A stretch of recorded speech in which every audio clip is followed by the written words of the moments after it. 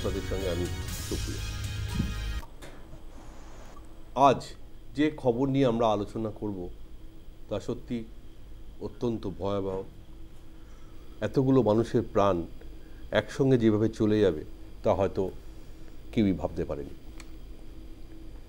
B787 dream লাইনে দুঃস্বপ্নের সফর। যে ফ্লাইটে করে 242 জন যাত্রী আহমেদাবাদের বিমানবন্দর থেকে লন্ডনের গ্যাটউইক যাওয়ার জন্য উঠেছিলেন, কিন্তু টেক অফের মাত্র 5 মিনিটের মধ্যেই সেই বিমান ধ্বংস হয়ে যায় এবং গিয়ে পড়ে বিজে মেডিকেল কলেজের হোস্টেলে মধ্যে গিয়ে। কেন বোয়িং কোম্পানির এই বিমান, যে বিমান বলা হয় একেবারে উন্নত মানের প্রযুক্তিতে তৈরি, এয়ার ইন্ডিয়ার এই বিমান হঠাৎ করে ভেঙে পড়ল? আমাদের সামনে এরকম অনেক উদাহরণ আছে দেশে বিদেশে, যে বিমান দুর্ঘটনা আকছারি হয়, অনেক মানুষের প্রাণ যায়। কিন্তু আজকে যেভাবে বোয়িং 787 এর বিমান ধ্বংস হলো চোখের সামনে, এবং সেই লাইভ ফুটেজ আমরা দেখেছি, সারাদিন সেই ছবি দেখছি মানুষ, কিভাবে এতগুলো মানুষের প্রাণ এক ঝটকায় চলে গেল। এত অভিজ্ঞ দুজন পাইলট থাকা সত্ত্বেও, যাদের দুজনের প্রায় এত অভিজ্ঞতা, কারো 8000 কারো 1100 ঘন্টা উড়ানের অভিজ্ঞতা রয়েছে, তারপরেও এইভাবে ভেঙে পড়তে হলো। কি কারণ? টেকনিক্যাল কারণ, না এর পিছনে কোনো সাবোটেজ রয়েছে? বিভিন্ন বিষয় উঠে আসছে। এবং সবথেকে উল্লেখযোগ্য এর মধ্যে একমাত্র মৃত্যুঞ্জয় যাকে বলা হয়, একজন প্যাসেঞ্জার 11A সিটে যিনি বসেছিলেন, তার নাম বিশ্বাস কুমার রমেশ, তিনি একমাত্র সারভাইভার। আর বাকি সমস্ত যাত্রীরা কিন্তু মারা গিয়েছেন, এখনো পর্যন্ত যে সূত্র মারফত যেটুকু খবর আমাদের সামনে এসে পৌঁছচ্ছে। এত বড় বিমান বিপর্যয় নিয়ে আলোচনা করতে গেলে সত্যি মন ভারাক্রান্ত হয়, কারণ এতগুলো মানুষ যখন মারা যায়। কিন্তু আমাদের আলোচনা করতেই হয়, বিশ্লেষণ করতেই হয় যখন এরকম একটা ঘটনা সামনে চলে আসে। এই ঘটনার পর শোক প্রকাশ করেছেন দেশের প্রধানমন্ত্রী নরেন্দ্র মোদী, স্বরাষ্ট্রমন্ত্রী অমিত শাহ, এছাড়াও বিভিন্ন রাজনৈতিক দলের নেতারা, আমাদের রাজ্যের মুখ্যমন্ত্রী মমতা বন্দ্যোপাধ্যায়, আমাদের রাজ্যের তৃণমূল দলের সর্বভারতীয় সাধারণ সম্পাদক অভিষেক বন্দ্যোপাধ্যায়, তিনিও সমবেদনা জানিয়ে পোস্ট করেছেন।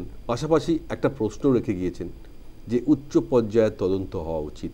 যেমন অভিষেক বন্দ্যোপাধ্যায় বলেছেন, তেমন কংগ্রেসের তরফ থেকে খার্গে বলেছেন সমাজবাদী পার্টির নেতা Akhilesh Yadav.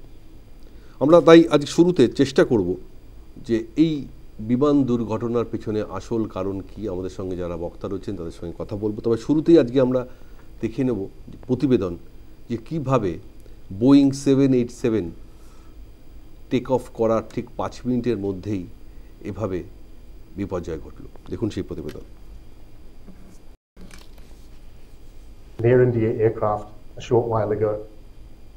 But first and most importantly, I would like to express our deep sorrow about this event. This is a difficult day for all of us at Air India, and our efforts now are focused entirely on the needs of our passengers, crew members, their families and loved ones.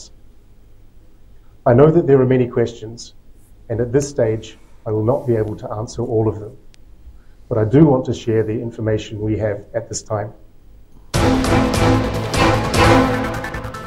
ভয়াবহ দুর্ঘটনার শিকার air ইন্ডিয়ার যাত্রীবাহী বিমান।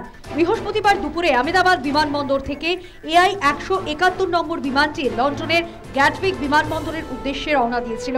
জানা গিয়েছে বিমানটিতে crew সহ মোট 242 জন যাত্রী ছিলেন। প্রাথমিক তথ্য অনুযায়ী এদিন দুপুরে 1:38 যাত্রা শুরু করেছিল লন্ডনগামী বিমানটি। তবে উড়ানের মিনিট খানেকের পরে 825 ফুট উচ্চতা থেকে অস্বাভাবিকভাবে নিচে নেমে আসতে থাকে। এরপর গুজরাটের মেঘানী নগরে একটি মেডিকেল কলেজ সংলগ্ন চিকিৎসক পড়ুয়াদের হোস্টেলের একাংশে আছড়ে পড়ে বিমানটি। ঘর্ষণের জেরে আগুন ধরে যায় ওই বিমানে। আগুনের তীব্রতা এতটাই ছিল যে গোটা বিমানটি পুড়ে যায়। কালো ধোঁয়ায় ছেয়ে যায় ওই এলাকা। খবর পেয়ে ঘটনাস্থলে পৌঁছয় দমকল ও বিপর্যয় মোকাবিলা বাহিনী। যুদ্ধকালীন তৎপরতায় আহতদের উদ্ধার করে আহমেদাবাদের বিভিন্ন হাসপাতালে ভর্তি করা হয়। যাত্রী তালিকা অনুযায়ী দুর্ঘটনাগ্রস্ত ওই বিমানে 169 জন ভারতীয়, 53 জন ব্রিটিশ, 7 জন পর্তুগিজ এবং 1 জন কানাডিয়ান ছিলেন। বাকিরা ক্রু ও পাইলট। যাত্রীদের মধ্যে সকলেরই মৃত্যুর আশঙ্কা করা হচ্ছে। দুর্ঘটনায় 7 জন চিকিৎসকের মৃত্যু হয়েছে, আহত বেশ কয়েকজন। অন্যদিকে ঘটনার বিশেষ বিবৃতি প্রকাশ করে শোক প্রকাশ করেছে এয়ার ইন্ডিয়া। এয়ার ইন্ডিয়ার এই বোয়িং 787 ড্রিমলাইনার বিমানটি অত্যন্ত নিরাপদ হিসেবে সুপরিচিত ছিল। তবে উন্নত প্রযুক্তি, জ্বালানি সাশ্রয় ও যাত্রীদের উন্নত পরিষেবা দিতে তৈরি বিশেষ বিমানই আজ দুর্ঘটনার কবলে। ডিজিসিএ জানিয়েছে, দুর্ঘটনার কয়েক মুহূর্ত আগেই উপস্থিত 2 পাইলট মেডে বার্তা পাঠিয়েছিল, কিন্তু এয়ার ট্রাফিক কন্ট্রোলের পক্ষ থেকে কোনো সাড়া মেলেনি। ঘটনায় সোশ্যাল মিডিয়ার একই সঙ্গে শোক ও সমালোচনার ঝড় উঠেছে। News time.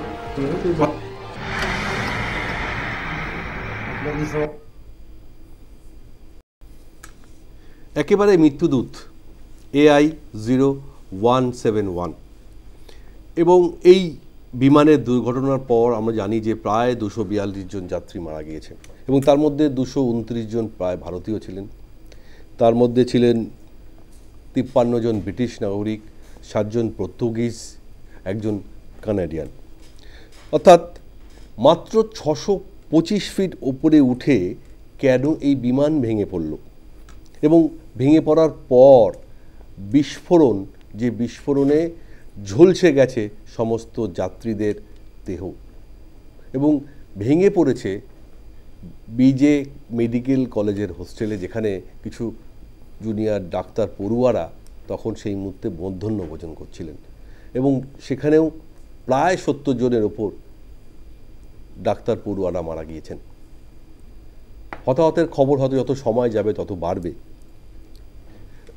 কিন্তু আমরা প্রথম বিষয়টা আলোচনা করার চেষ্টা করব। আলাপ করি আমাদের সঙ্গে যারা অতিথি রয়েছেন তাদেরকে। আমার সঙ্গে বাইরে থেকে রয়েছেন প্রতিরক্ষা বিশেষজ্ঞ আর.কে বিশেষতম। আর.কে সাহেব, আপনাকে স্বাগত। শ্রীবাস্তব সাহেব আমার সঙ্গে রয়েছেন তৃণমূল কংগ্রেসের কর্মী সমর্থক রাজু ঘোষ। রাজুবাবু, আপনাকেও স্বাগত। আমার সঙ্গে রয়েছেন বিজেপির মুখপাত্র সৌমজিৎ ঘোষ। সৌমজিৎবাবু, আপনাকেও স্বাগত। একটু পরেই আমাদের সঙ্গে যোগ দেবেন প্রাক্তন পাইলট সুমন্ত রায় চৌধুরী। যখনই আমাদের সঙ্গে যোগ দেবেন আমি তখনই আপনার সঙ্গে আলাপ করে দেবো। আমি প্রথম প্রশ্ন রাখবো শ্রীবাস্তব সাহেবের কাছে। দেখুন, বিমান দুর্ঘটনা,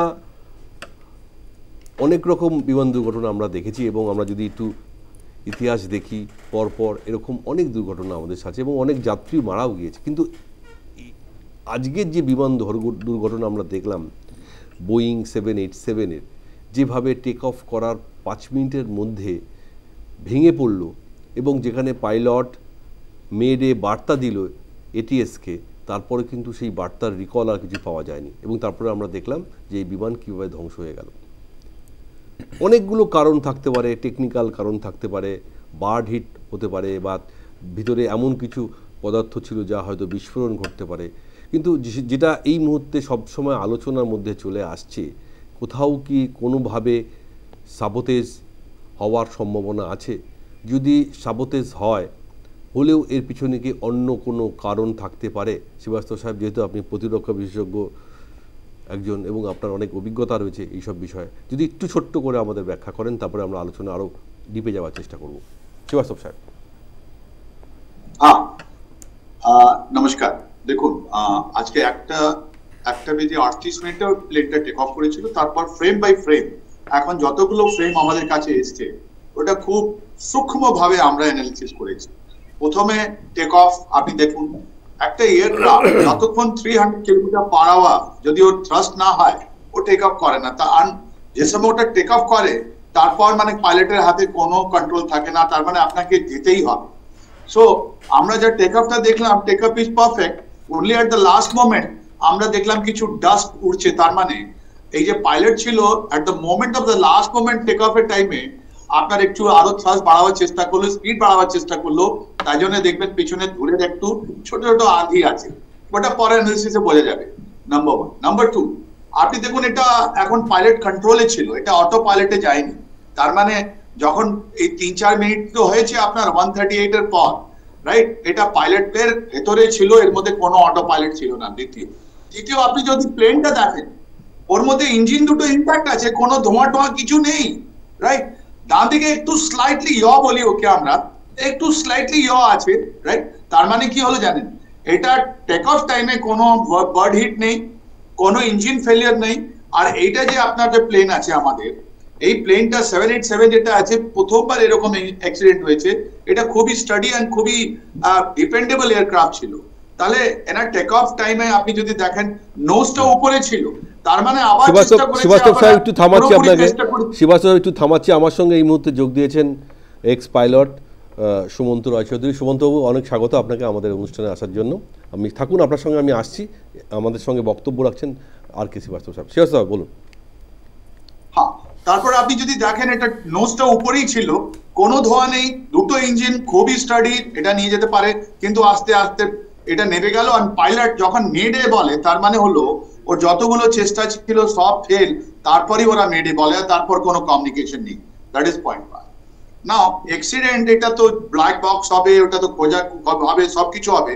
কিন্তু আমি আপনাকে 2-3টে জিনিসের আগে আপনি বলে দিয়ে, হয়তো এর থেকে ওটা রিলেটেড নয়, কিন্তু এটা হতেও পারে, এটা তো ইনভেস্টিগেশনে বেরোবে।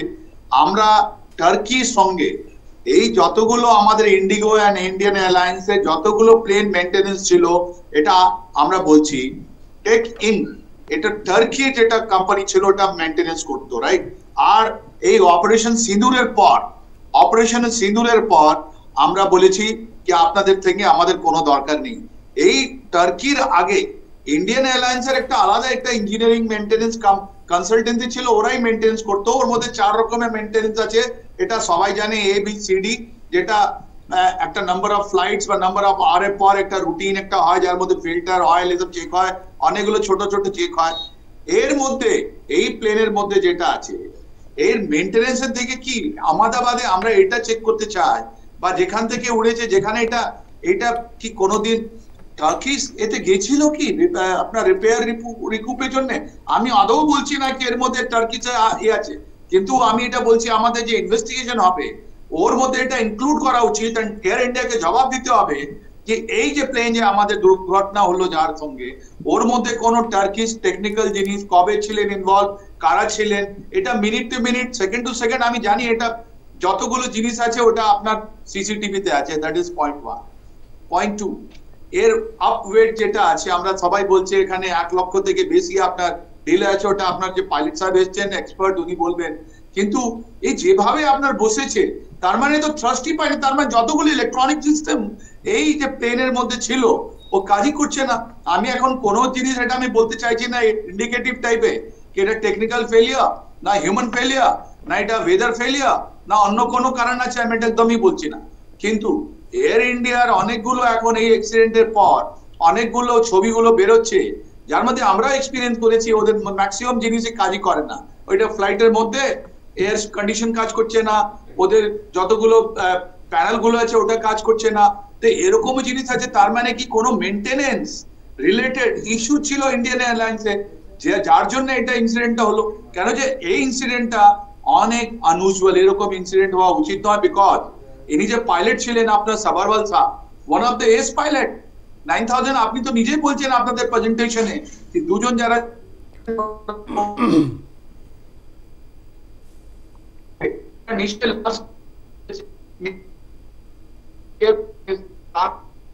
তাহলে কারা ছিল যেটা এটা ইলেকট্রনিক সিস্টেম থেকে একটা ইন্টারফেয়ার করেছে? কেউ কে? কোনো একটা সার্চ হয়েছে কি? কোনো একটা জিনিস ইলেকট্রনিক জিনিসটাকে ওখানে এরকম বসানো হয়েছে যে আপনার কিছুক্ষণ পর ওইটা কাজই করবে না? বিকজ এই সিস্টেমটা যেটা ছিল এটা ফুললি অটোমেটিক, ফুললি ইলেকট্রনিক। আর ওর মধ্যে একটু যদি সার্চ হয়, ইলেকট্রিসিটি সার্চ হয় বা কোনো জিনিস হয়, এই মেইনটেনেন্স যদি যারা করে ওরকম একটা জিনিস ইনসার্ট করে তারপর এটা করতে পারে। তা I am not ruling out any sabotage activities, যেটা আমরা যত ছবিগুলো দেখছি, আমরা ফ্রেম বাই ফ্রেম যেটা দেখছি আমরা, ওর মধ্যে আমরা বিশ্বাস করতে পারছি না। ওর মধ্যে আমরা ওদের কি নাম টেকনিক্যাল বা ওদের পাইলট যেটা আছে ওর এর মধ্যে কোনো প্রবলেম হবে এটা আমরা বুঝতে পারছি না। নিশ্চয়ই কোনো একটা ইন্টারনাল জিনিস আছে যেটা ব্ল্যাক বক্স করার পর ওটাই হবে। এন্ড আই এম শিওর আমাদের ইন্টেলিজেন্স এজেন্সি প্রত্যেকটা মুহূর্তে এই ফ্লাইটের এই এয়ারক্রাফট যখন ইংল্যান্ড থেকে এখানে এসছে বা এখান থেকে 11 ঘন্টা যাওয়ার জন্য যদি চেষ্টা করছে, কারা কারা ওর সঙ্গে ছিল, ওদের অ্যান্টিসিডেন্ট চেক, কোনো একটা আনঅথরাইজড পারসন ভিতরে বাইরে ঢুকেছে কি, ওটা চেক, ওইটাই করার পর আমরা এটা বুঝতে পারবো কি এটা সাবোটাজ না এটা রিয়েলি মেকানিক্যাল আর এটা হিউম্যান এরর। বেশ, শ্রীবাস্তব সাহেব, আমি আসবো আপনার কাছে আবার।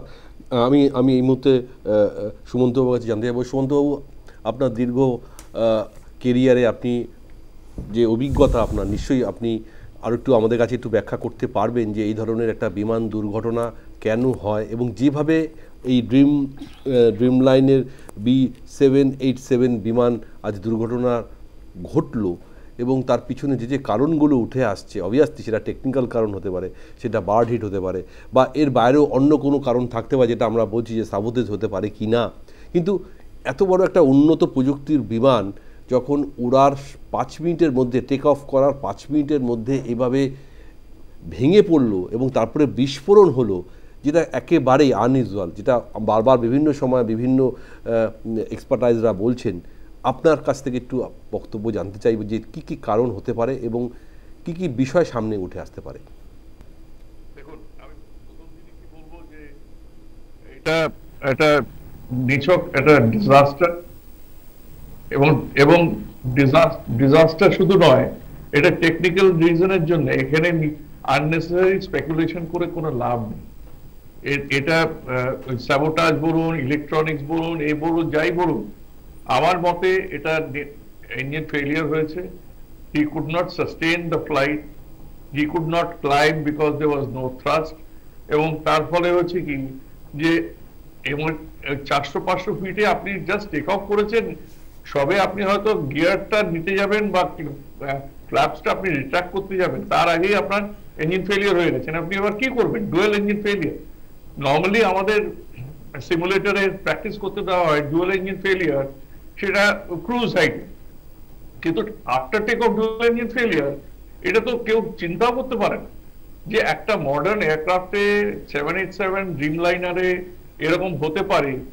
এবং কেন হয়েছে ইঞ্জিন ফেলিয়ার সেটা ইনভেস্টিগেট করে মানে জানা যাবে, যেটা বার্ড ইনজেকশনের জন্য হয়েছে, না ফিউল স্টারভেশনের জন্য হয়েছে, না simply because of technical fault.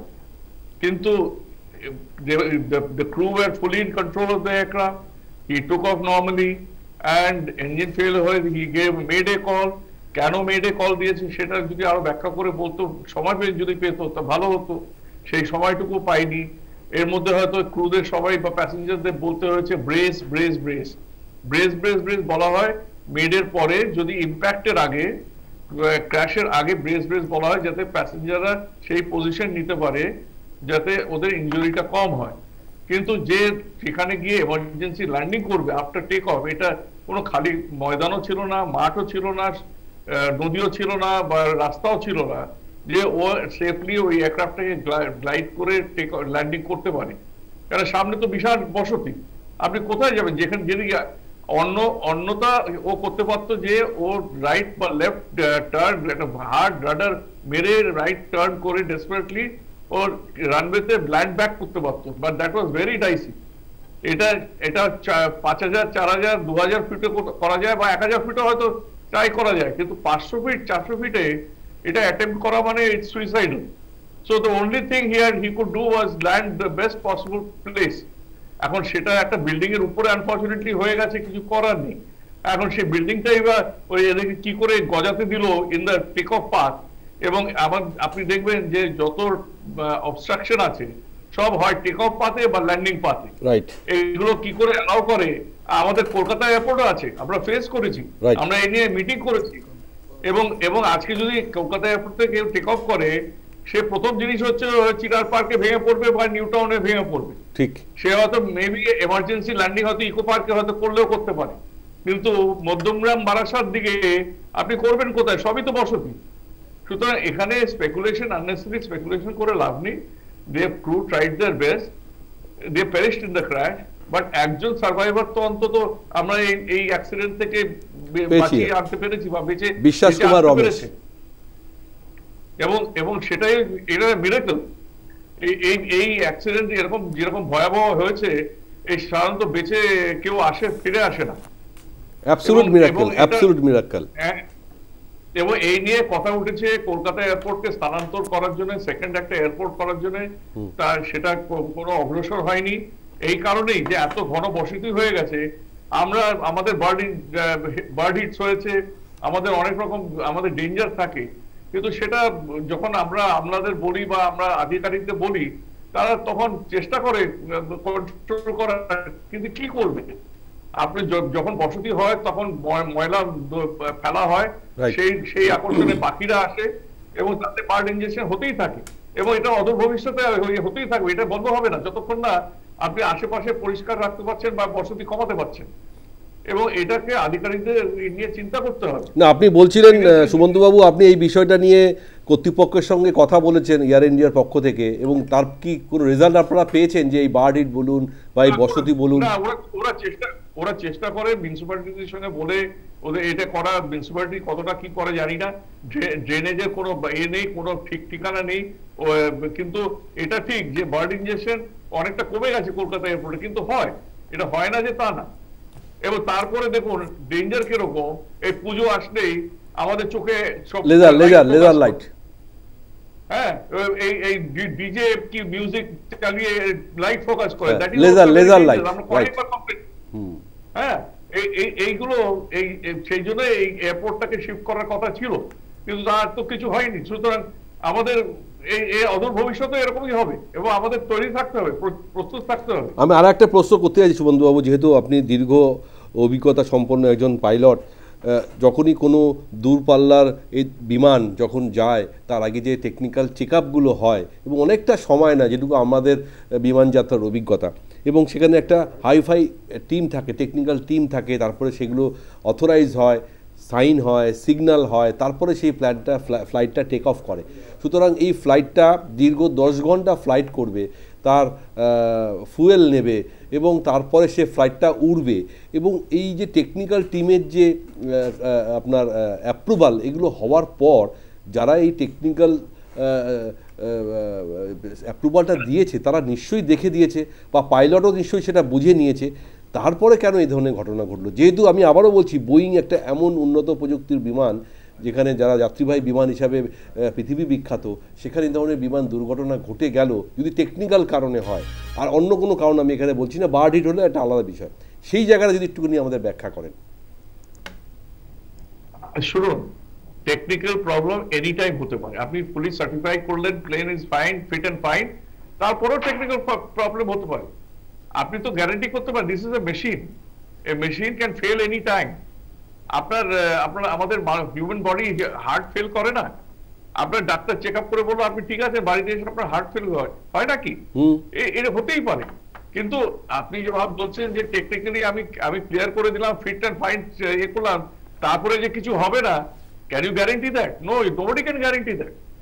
আপনার এটা ধরেই নিতে হবে যে since it's a machine, it's subject to failure.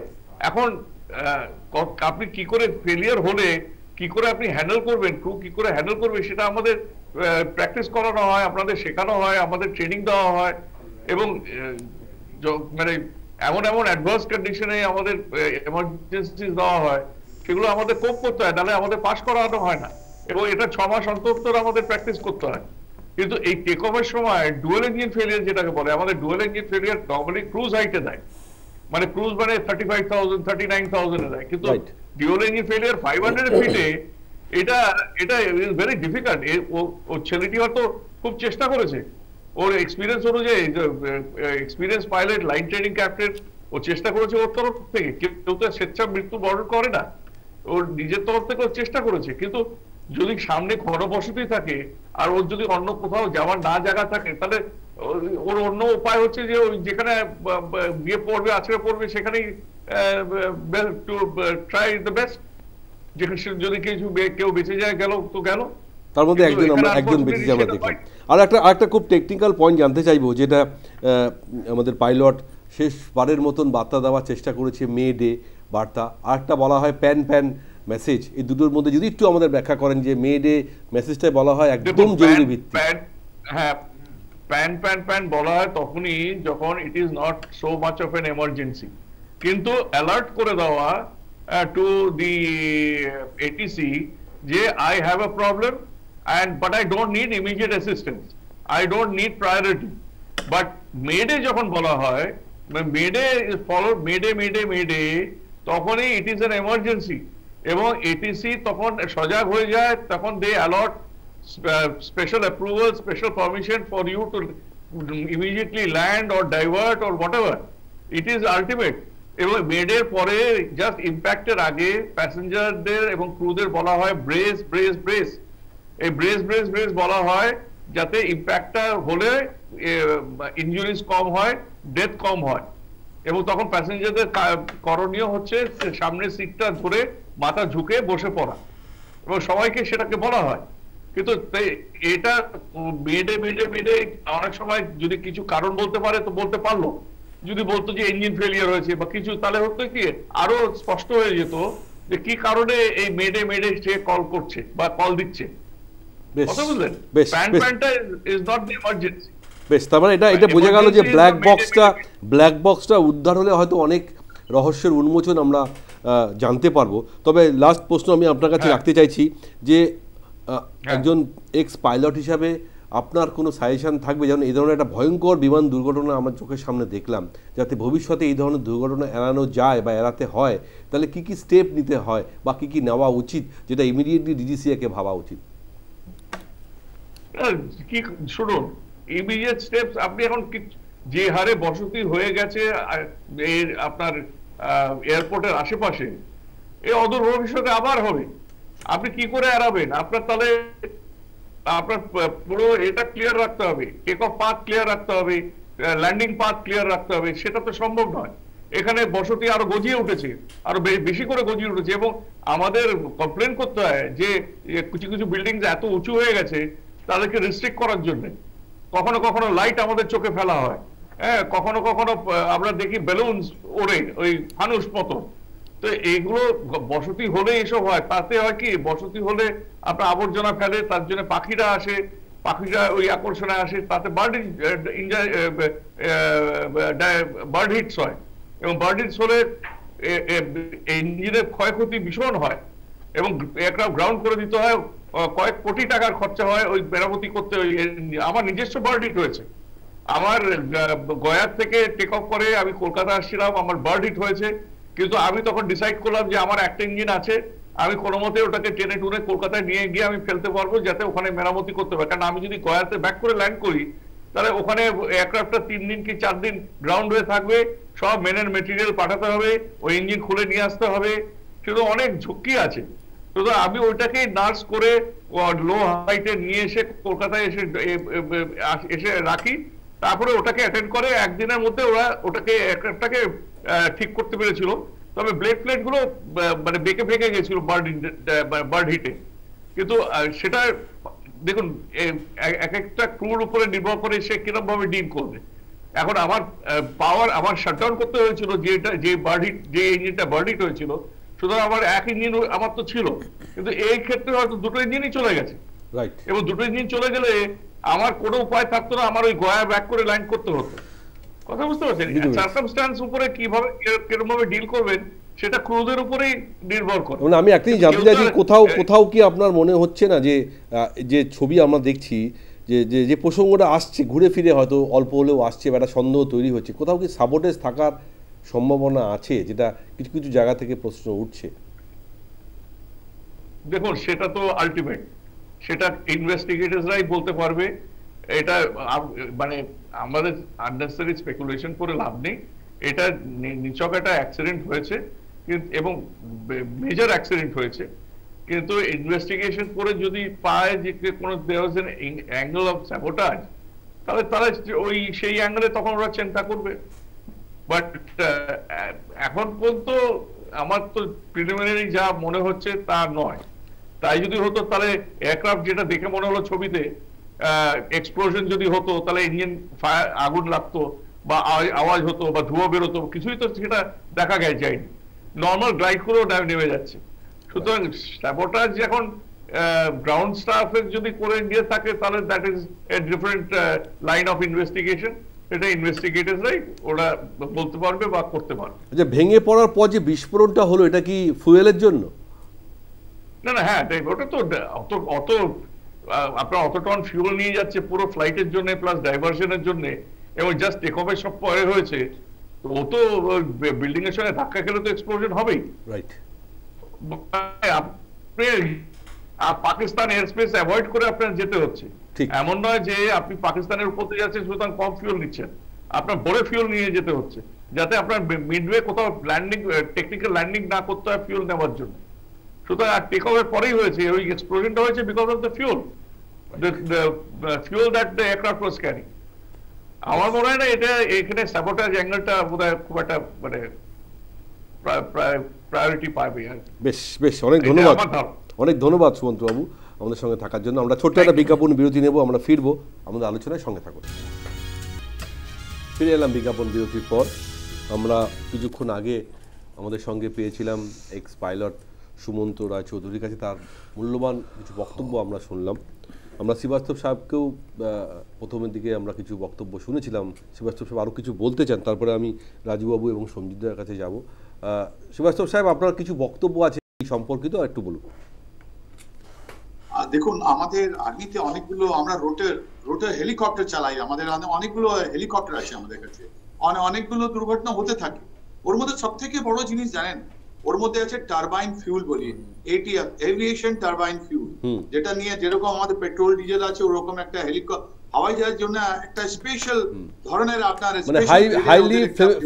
Highly flammable oil যেটাকে বলে। কারেক্ট। আর একটা স্পেশাল ওদের মেশিন আছে, পাম্পিং মেশিন আছে, যেটার মধ্যে যদি একটাও ত্রুটি থাকে তাহলে আপনার মেশিন, আপনার ইঞ্জিনটা ফেল হয়ে যায়, সিজ হয়ে যায়। এখানে আপনি দেখুন দুটোই ইঞ্জিন যেটা আছে খুবই স্টাডি, আর ওর মধ্যে কোনো ধোয়া নেই, কোনো কিছু নেই, কিন্তু হঠাৎ মনে হয় ওটা কাজ করতে শেষ হয়ে গেছে, তাই জন্য ওরা থার্ড করে ওরা নিচে বসে যাচ্ছে। তাহলে এটা টেকনিক্যাল ফেলিয়ার না কোনো সাবোটাজ আছে? আমি বারবার আপনাকে বলছি, এর মধ্যে আমরা সাবোটাজ রুল আউট করছি না। অপারেশন সিন্দুরের পর এই যে মেইনটেনেন্স যেটা আমরা টার্কিশ থেকে সরালাম, এটা একটা ষড়যন্ত্র হতে পারে, আর এই ইনভেস্টিগেশনে এটা তদন্ত হওয়া জরুরি, এটাই আমি বলতে চাইছিলাম। বেশ বেশ, এই বিষয় নিয়ে আমরা একটু রাজনৈতিক দিকে আলোকপাত করার চেষ্টা করব, কারণ আমরা জানি যে বিভিন্ন বিরোধী দলগুলো যে প্রশ্নগুলো তুলছে, সেটা কংগ্রেস হোক, সেটা সমাজবাদী পার্টি হোক, সেটা তৃণমূল কংগ্রেস হোক। যেমন সমাজবাদী পার্টির অখিলেশ যাদব বলছেন যে সঠিক ব্যাখ্যা হওয়া প্রয়োজন। খার্গে সাহেব কংগ্রেসের তরফ থেকে বলেছেন যে একজন প্রাক্তন বিচারপতি দিয়ে সর্বোচ্চ তদন্ত হওয়া উচিত। আমাদের রাজ্যের নেতা অভিষেক বন্দ্যোপাধ্যায় তৃণমূলের তরফ থেকে বলেছেন, খুব শোকাহত, মমতা বন্দ্যোপাধ্যায়ও টুইট করেছেন, বলেছেন যে প্রপারলি এর তদন্ত হওয়া উচিত। অর্থাৎ কোথাও না কোথাও একটা সাবোটেজের যে প্রশ্ন বারবার ঘুরে ফিরে আসছে, অর্থাৎ বিরোধী দলের তরফ থেকে সেই প্রশ্ন তুলে দেওয়া হয়েছে। আমি এই প্রশ্ন নিয়ে প্রথম রাখবো রাজুবাবুর কাছে। রাজুবাবু, সত্যিই কি সাবোটেজ হয়েছে, না এটা নিছকই দুর্ঘটনা, না এর পিছনে আরও অনেক বড় ষড়যন্ত্র থাকতে পারে, যে কারণে সমস্ত বিরোধী দলগুলো কিছুটা হলেও এই প্রশ্নটা তুলে দিয়েছে? দেখুন, এতগুলো পরিবার তাদের আপনজনদের হারিয়েছে, এমন একটা ভয়াবহ দুর্ঘটনা ঘটেছে। দুর্ঘটনা ঘটুক, টেকনিক্যাল হোক, গাফিলতি হোক, কিছুতে একটা ঘটেছে, বা কোনো কিছু জিনিস সেখানে রাখা হোক, ঘটনা কোনো একটা কিছু ঘটেছে যার ভিত্তিতে এতগুলো পরিবার তাদের আপনজনদের হারিয়েছে। এখন হচ্ছে যে এর মধ্যে যদি দেখতে হয় তাহলে এয়ারপোর্ট অথরিটি অফ ইন্ডিয়া তারা কিন্তু কোনোভাবে নিজের দায়কে এড়াতে পারে না। সে যেভাবেই হোক, টেকনিক্যাল প্রবলেম হোক বা যাই হোক না কেন, তাদের দায়িত্ব থাকে। আমরা যখন প্লেনে চড়ি, আমরা বিভিন্ন জায়গায় গন্তব্যে যাই, শর্ট টাইমের জন্য ট্রেনকে প্রেফার না করি, তখন কিন্তু সেই ক্ষেত্রে আমরা নিশ্চিন্তে যাত্রা করি যে আমাদের কিছু হবে না। কিন্তু সেই জায়গায় তাদের যদি টেকনিক্যাল ফল্ট থাকে, তারা যদি নিজের কাজটা ঠিক মতো না করে, তার খেসারত যদি মানুষের জীবন দিয়ে দিতে হয়, তাহলে প্রশ্ন স্বাভাবিকভাবেই উঠবে। আমরা চাইছি যে এর পিছনে আসল কারণটা কি, টেকনিক্যাল কারণ না অন্য কোনো কারণ? এর আগেও তো বহুবার দেখুন, রেল দপ্তরে তো বহুবার দেখেছি একাধিকবার ট্রেন দুর্ঘটনা ঘটছে। বারবার টেকনিক্যালের কারণ দেখিয়ে, অজুহাত দিয়ে মানুষের মৃত্যুগুলোকে ডেকে নিয়ে আসা ইচ্ছাকৃতভাবে অনিচ্ছাকৃতভাবে হচ্ছে, কিন্তু সে ঘটনার পথে মানুষ প্রাণ হারাচ্ছে। তাহলে রেলের প্রতি সাধারণ মানুষের আস্তে আস্তে বিশ্বাস উঠে যাচ্ছে যে আমি রেলে আজকে রাতে চড়ে কাল সকালে সঠিকভাবে পৌঁছবো কিনা।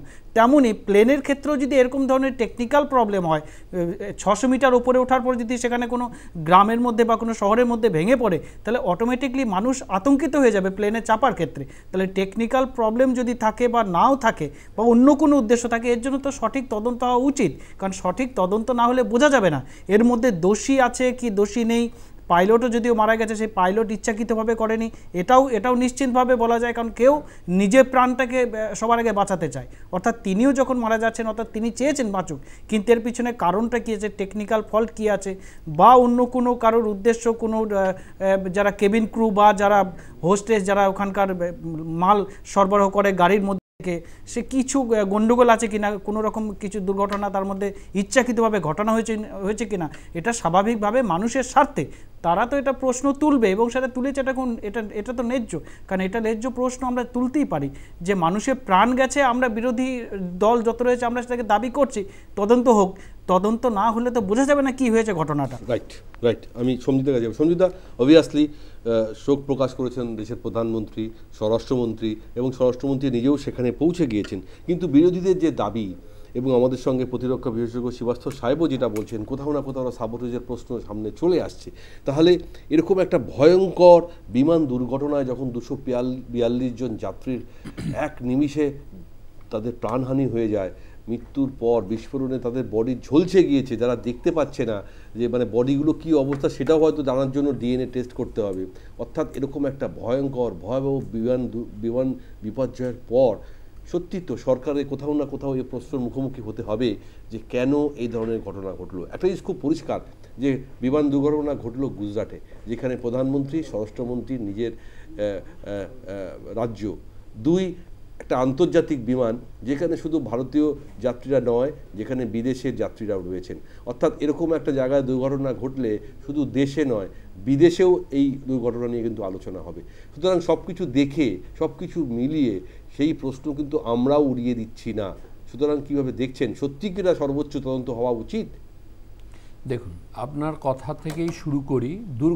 দুর্ঘটনা কাউকে বলে আসে না। আজকে গুজরাটে আহমেদাবাদে বিমান দুর্ঘটনায় যারা মারা গেছেন তাদের প্রতি আমরা গভীর শোকাগত, এবং তাদের যারা মারা গেছেন তাদের আত্মার প্রতি শান্তি কামনা করি। আর মৃত্যুঞ্জয়ী যিনি বেঁচে গেছেন, বিশ্বাস কুমার রমেশ, তার অভিজ্ঞতা মনে হয় সব থেকে বেশি আমরা যা আলোচনা করছি তার থেকে।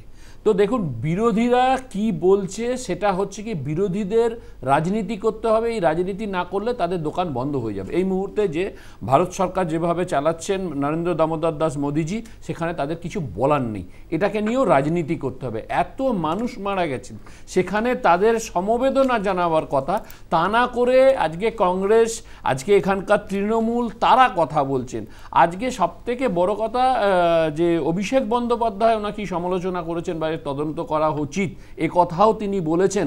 কালকের ঘটনায় আঞ্চলিক দলের সর্বভারতীয় সাধারণ সম্পাদক তৃণমূল কংগ্রেসের অভিষেক বন্দ্যোপাধ্যায়, তিনি এই কালকে যে ঘটনা ঘটেছে সেখানে সম্পর্কে তো একটি শব্দ বললেন না। তার কালকে যে ঘটনাটা ঘটিয়েছে আরএসএস বিজেপি লোক ঘটিয়েছে, একটা মুসলিম লোক সেখানে দীর্ঘদিন ধরে মদ বিক্রি করে, সেই জায়গায় গিয়ে রাতারাতি ঈদের ছুটির সময় রাতারাতি গিয়ে হরিবন্দন করে দেবে, আর সেখানে গিয়ে বলতে হবে জয় শ্রী রাম না বলে ওই মুসলিম লোকটাকে বলে ফল বিক্রি করতে দেবে না। এগুলো ইচ্ছাকৃতভাবে আরএসএস যে জায়গায় বিশেষ করে মুসলিমরা বসবাস করে সেই জায়গায় এই সমস্ত কার্যকলাপ করছে, এটা ইচ্ছাকৃতভাবে ঘটনা। আচ্ছা, বলতে দিন, আমি রাজুদা একটু কথাটা শুনে নেবেন, ভালো লাগবে। সেখানে তাহলে তার বলা উচিত ছিল, বিরোধী দলের যদি কেউ এরকম আন্দোলন করে তাহলে তাকে, অর্থাৎ বিজেপির যদি কেউ করে তাকে গুলি মারা উচিত ছিল। এখানে একজন মুসলিম লোক ঈদের ছুটিতে বাড়ি গেছে দোকান ফেলে, সেই দোকানটার জায়গায় একটা হরি মন্দির করে দিয়েছে আপনাদের আরএসএসের লোক, যাতে হিন্দু মুসলমানের ঝগড়া হয়। আমরা জানতে চাইছি এটা উচ্চ পর্যায়ে তদন্ত হবে কিনা, চলে গেছে, বিরোধীরা প্রশ্ন করছে, এইটাই আমি জানতে চাইছি। আমি সেটাই বলছি, বিরোধীদের প্রশ্ন থাকবে, বিরোধীরা সবসময়, কারণ আমি প্রথমেই বলছি যে তাদের রাজনীতির দোকান বন্ধ হয়ে যাচ্ছে। তো এই জায়গা না, আপনি কি চান না, বিজেপি চায় না যে তদন্ত হোক? আরে বিজেপি সরকার চলছে, তদন্তের কিসের দরকার? ধরুন এতগুলো পরিবার তাদের আপনজনকে হারিয়েছে, আমি এখানে বসে কথা বলছি, ধরুন কিছু একটা হয়ে গেল, তাহলে দুর্ঘটনাকে মারবে, সেটা তো দুর্ঘটনা। দুর্ঘটনা ঘটেছে, তাদের পাশে দাঁড়ানো উচিত, সেই সব পরিবারের পাশে যাওয়া উচিত, যে বলা উচিত তাদের পরিবারগুলো অসহায় হয়ে গেছে, তাদের পাশে আরে তাদের পরিবারের কথা ভেবেই তো বলছে পরিবারের কথা ভেবে কেন তাদের পরিবারকে আপনজন হারাবে? আমরা যেভাবে চালাচ্ছেন, আমাদের প্রধানমন্ত্রী যেভাবে দেশটা চালাচ্ছে সেই জায়গা থেকে তাদের আপনাদের অসুবিধা হচ্ছে, কিভাবে এই কথা বলছেন? এই যে কথাটা না বলে যদি বলতেন, দেখুন কথাতে কথা কেন বাড়ে, আজকে যে কথাটা আপনারা উদ্ধৃত করছেন সেই পরিবার যাদের আপনজন হারিয়েছে তারা কি চাইবে না যে আমার পরিবারের লোকটা কেন মারা গেল? দেখুন এটা পরিবার যদি মারা যায় তাদের জন্য কিন্তু এই যে এটা তো টাটা এয়ার ইন্ডিয়া কর্তৃপক্ষ তো ক্ষতিপূরণ দেবে, ক্ষতিপূরণ দেবে। আরে তারা তো ক্ষতিপূরণ দিচ্ছে, তাহলে আপনারাও তো এখানে যখন মারা যায় তখন এখানে বলবেন আমি এত টাকা দেবো, তাহলে আপনারা কোন জায়গায় যাচ্ছেন? শুনুন, সর্বপ্রথম দুর্ঘটনা ঘটেছে, তার জন্য আমরা গভীর শোকাহত এবং সেই পরিবারের প্রতি সমবেদনা জানাই। দেখুন আপনারা যখন এইসব হচ্ছেন তখন আপনারা বলছেন না, আজকে গুজরাট হয়েছে বলে কি গুজরাট আমেরিকা ছেড়ে দিন, আমি বলছি যাদের লোকগুলো মারা গেছে তারা জানবে না আমার আপনজন প্লেনে উঠেছিল বাড়ি আসবে বলে, বাড়ি পৌঁছালো না, এর জন্য দায়ী কে? এর জন্য কার দায়ী? কার জন্য আমার আপনজন মারা গেল? আওয়াজ তুলবে না। সেখানে অনিশ্চয়তা সব সময়ের জন্য থাকে, অনিশ্চয়তা। আচ্ছা শ্রীবাস্তব সাহেব কিছু বলছেন, আচ্ছা শ্রীবাস্তব সাহেব কিছু বলছেন, শ্রীবাস্তব সাহেব বলুন, শ্রীবাস্তব সাহেব বলুন। দেখুন আরো একটা জিনিস আপনাকে বলে দিই, 14 থেকে 17 তারিখ পর্যন্ত আপনার কানাডায় G7 মিটিং হবে, মনে ভুলে যাবেন না। আমাদের সেম এয়ার ইন্ডিয়া কনিষ্কা আপনার 1985 সালে কতগুলো ইন্ডিয়ান মারা গেছে, রাইট। আমাদের প্রধানমন্ত্রী ওখানে যাচ্ছেন, ওনাকে ইনভাইট করা হয়েছে, কিন্তু ওখানকার যে সমূহ আছে, একটা গ্রুপ আছে যারা বারবার বলছে আমি আপোষ করছি, রাইট। আর সেকেন্ডলি আপনার টার্কিটা কথাটা বললাম, রাইট, এটা খুব ভাইটাল এবং ইম্পর্টেন্ট পয়েন্ট। তো এইটাই পয়েন্ট আছে যে এর মধ্যে কোনো একটা ষড়যন্ত্র হতে পারে, ওটা আমাদেরকে তদন্ত করে দেখতে হবে। আমি স্যার আপনার কাছে একটা প্রশ্ন রাখছি স্যার, এই যে ঘটনা ঘটেছে, দুর্ঘটনা হোক ইচ্ছাকৃত যাই হোক, এর জন্য কি মনে হয় না যে তদন্ত হওয়া প্রয়োজন? সঠিক জিনিসটা মানুষের সামনে আসুক যে কারোর গাফিলতি না টেকনিক্যাল ফল্ট কি হয়েছে, মানুষ জানবে না। এতগুলো লোক মারা গেছে, তার পরিবারের দাবি থাকবে না যে আমার পরিবারের আপনজন কেন মারা গেল, কিভাবে মারা গেল এবং এর জন্য দায়ী কে? আপনার কি মনে হয় না কি ইনকোয়ারি হওয়া উচিত, একটা তদন্ত হওয়া উচিত? পৌঁছে গেছেন। শুনুন শুনুন শুনুন শিবাশিস আপনাকে প্রশ্ন করলো, শিবাশিস আপনাকে প্রশ্ন রাখলো রাজুবাবু। হ্যাঁ বলুন, আমাকে কি আমি প্রশ্ন করলাম স্যার, কিন্তু দেখেন স্যার স্যার আমি প্রশ্ন করেছি যে তদন্ত হওয়া উচিত কি উচিত নয়। আমরা আগেই জানতাম তাহলে এটা এরকম দুর্ঘটনা হতো না, কিন্তু আপনি দেখুন কনিষ্কায় কি হলো, আজ পর্যন্ত আমরা ওদেরকে ফাঁসিতে ওটা বিচার করতে পারিনি। এটা ইন্টারন্যাশনাল জিনিস আছে, একটু টাইম লাগবে, কিন্তু আমি বলে দিই যদি কোনো ষড়যন্ত্র থাকে, এই নতুন ভারত আছে, বাড়িতে ঢুকে মারবে যারা করেছে, যদি হয় তাহলে, বা টার্কি হয় বা কানাডা হয় বা যে কোনো লোক হয়, যা রাশিয়া হোক বা পাকিস্তান হোক বা বাংলাদেশ হোক, আমরা ছাড়বো না। কিন্তু আমরা এটা রুল আউট করছি না, এখন এটা টু প্রিম্যাচিওর। আজকে 1:30টার সময় এখন ওখানে ইনভেস্টিগেশন টিম আসছে, অনেকগুলো জিনিস সিকিউর করছে, ওদের করতে দিন, ধাপে ধাপে তো জিনিসগুলো খুলবে। অনেক ফাইভ আইজ আছে, অনেকগুলো ইন্টারন্যাশনাল কমিউনিটি আছে, অনেক দেখবে ইভেন যারা আমাদের বিমান বানিয়েছে, যারা কমার্শিয়াল কোম্পানি, আমেরিকান কোম্পানি, ওরাও ইনভেস্টিগেট করবে, তারপরে আমরা বুঝতে পারবো। কিন্তু যে রকমে আমরা ফ্রেম বাই ফ্রেম দেখছি, nose up, landing gear still not উপরে যায়নি, আর হঠাৎ এটা আপনার নিচে চলে গেছে, এটা একটু দেখে আমাদের মনে হয় একটু সংশয় হয়ে গেছে। এর মধ্যে কোনো টেকনিক্যাল জিনিস নয়, এর মধ্যে কোনো হিউম্যান গাফলতি নয়, এর মধ্যে কিছু আরো আছে, ওটা আপনার ইনভেস্টিগেশন দিয়ে বের হবে। বেশ সমিতা, খুব অল্প সময় বলবো যে দেখুন আজকে এই দুর্ঘটনা ঘটেছে, দুর্ঘটনায় ওখানে সেখানে অমিত শাহজিও পর্যন্ত পৌঁছে গেছেন। তবে একটা জিনিস, এইটা মানে দুর্ঘটনা ঘটেছে, দুর্ঘটনা যাতে বারবার না ঘটে এটা তো সবসময়ের জন্য দেখা উচিত, কিন্তু এর মধ্যে রাজনীতি না খুঁজে মানুষের পাশে থাকা দরকার। আমি এইটুকু বলবো, রাজনীতি না খুঁজে এইসব মানুষের পাশে থাকা উচিত, এবং এই ভুল থেকে আমরাও যারা যাতায়াত করি, আমাদেরও মানে এখানে যারা প্লেনে যাতায়াত করি, সেখানে আমাদেরও এর মধ্যে একটা থাকা উচিত। অবশ্যই অবশ্যই, যেমন যাত্রী সুরক্ষা, এর মধ্যে রাজনীতি সুরক্ষা অত্যন্ত নিরাপদ, মানে অত্যন্ত খুব গুরুত্বপূর্ণ বিষয় যাত্রী সুরক্ষা। সেটা আপনি ফ্লাইটে যান, সেটা আপনি ট্রেনে যান, আর যেখানে সরকার জড়িত। যদিও এয়ার ইন্ডিয়া একটা সময় সরকারেরই ছিল, এখন টাটা গ্রুপের হাতে আছে, কিন্তু তা সত্ত্বেও বেসরকারি বিমান হলেও আমাদের অথরিটি যাদের মাধ্যমে গোটা বিমান পরিষেবা চলে, তাদেরকেও কিন্তু গোটা বিষয়ের ওপর আরও নজরদারি বাড়াতে হবে। এবং কেন এই ধরনের দুর্ঘটনা বারবার ঘটছে এবং এতগুলো মানুষের প্রাণ চলে যাচ্ছে, এটা কিন্তু আমাদের ভাবতে হবে। যদি তদন্ত করার প্রয়োজন হয় নিশ্চয়ই তদন্ত করা উচিত, এবং শ্রীবাস্তব সাহেব যদি বলছেন যে কোনো সাবস্টেজ হয়ে থাকে, কোনো ইন্টারন্যাশনাল কোনো বিষয়ের মধ্যে যুক্ত হয়ে থাকে, তাহলে সেটাকে সামনে আনা উচিত, এবং সেটা বিরোধী হোক বা সরকার পক্ষ হোক, সবাইকে একসঙ্গে মিলে গোটা বিষয়টা, এতগুলো মানুষের প্রাণ চলে গেছে, তাদেরকে সমবেদনা জানানো উচিত। আমাদের অনুষ্ঠান আজকে এখানেই শেষ করছি। একটা খালি কথা বল, এটা নতুন ভারত, এ নিয়ে কোনো রকম চিন্তা করবেন না, যেটুকু করার অবশ্যই বেশ, আমরাও চাই রাজবাবু যেটা বলছেন, আমরাও চাই, কিন্তু আমরা এটা এই মুহূর্তে এটা চাই যে এতগুলো মানুষের প্রাণ যেভাবে চলে গেল, কেন চলে গেল, কেন তাদের মৃত্যু বরণ করতে হলো, টেকনিক্যাল ফল্ট বা এর পিছনে অন্য কোনো কারণ আছে, বেশ শেষ করতে হবে। আমার মনে হয় সেটা সবার আগে আমাদের জানা উচিত, আমাদের দেশের জানা উচিত, আমাদের মানুষের জানা উচিত। আমাদের অনুষ্ঠান আজকে এখানেই শেষ করছি। উপস্থিত সমস্ত অতিথি অনেক অনেক ধন্যবাদ আমার সঙ্গে থাকার জন্য। আপনারা দেখতে হবে news time, any time, on the time.